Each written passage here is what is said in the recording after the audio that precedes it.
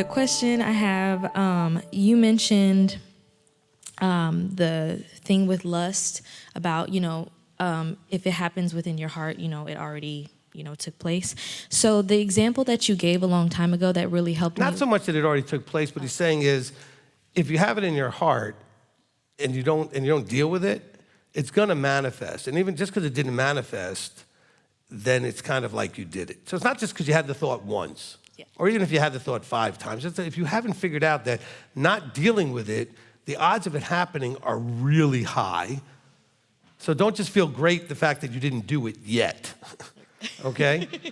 Because the more you dwell on something, the more you're likely to do it, because that desire is going to drive you crazy until you do it. And also the craftiness of our human mind is going to try to find some way to make it happen that we believe we'll get away with it or whatever it is, okay? Mm-hmm. Yeah, so that was my question. You just answered it. Yeah, because I don't want you to think that just because you thought about it X number of times, you sinned. You didn't. Yeah. What he's trying to warn you is if you don't deal with it, you're going to, okay? And that's really where the problem is, because the sin really is the action. What he's trying to tell you is if you don't deal with the lusting problem, the action is going to happen, okay? And also, let's put it this way, the damage is going to happen even if you don't do the sin. If you're lusting after a married woman, okay, you're going to treat your spouse differently over time the more you just are focusing on her, the other one.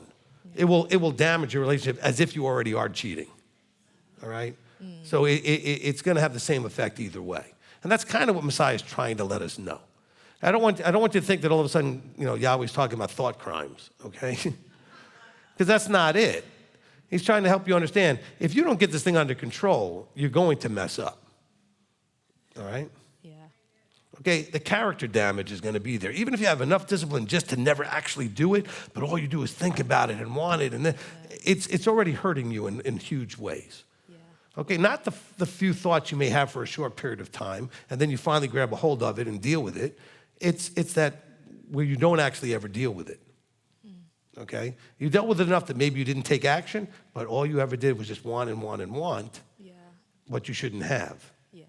And that's going to already cause a lot of damage. They've done studies to show that your mind doesn't know the difference between an actual experience and an imagined experience.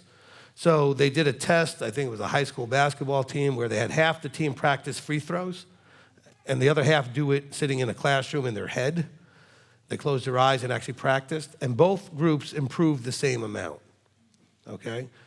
And so the proof was that you can have a lot of power in what you put. So that's why you watch like gymnasts and divers and other people before they actually go out to do their thing. You see them with their eyes closed kind of doing this, and they're kind of going through the whole routine in their head, constantly practicing it in their mind.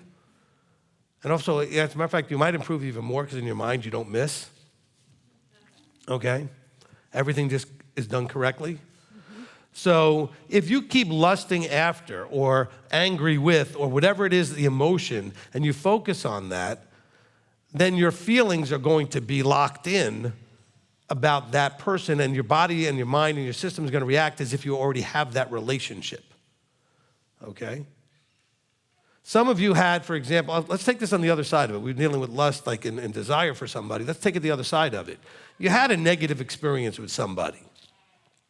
And now all you do is focus on that and how much you believe they hate you and you hate them. And this, now you're going to treat them ongoing as if that actually is true, even though it might not be true. It might have just been something in the moment. Might have just caught somebody at a bad moment. May have misinterpreted what happened to you. But yet at the same time, now you've trained yourself, this person hates me. Well, maybe they don't. But you've practiced it in your mind over and over. The feeling you've locked in, the connection to that person you've locked in, okay? And so now you're going to treat them differently, and you're going to interpret everything they do differently. Look, if I'm having lust for some woman, and I thought of it enough, every little thing she does, I'm going to interpret as positive towards that belief, if that's the way I'm locked my belief in. By the way, young people do this all the time when they're single. All a person that they like has to do is smile in their direction. They think they're smiling at them. Could be smiling at the person behind you. You don't know. Okay? But they're going to, that's why I have to talk to all the daughters that I kind of work with and say, look, Be really careful with how nice you are to guys that you're not interested in, because they're going to interpret it, if they like you, as you're interested. Okay? And then the more that they really believe you're interested, the more they're going to interpret everything in that way. Then they're going to get mad at you when you actually explain that you're not. And they're like, what do you mean? You've done this and this. Obviously you were interested. Again, the mind can really play games with us that way. But it's when an emotion attaches, and not always accurately to the right information, but now they're convinced in their own mind. Okay? This is why it says the heart, as Brianna quoted from Jeremiah 17:9, the heart is, crooked above all things, right? And desperately sick. In other words, it's not always correctly connecting to things. It can blind us.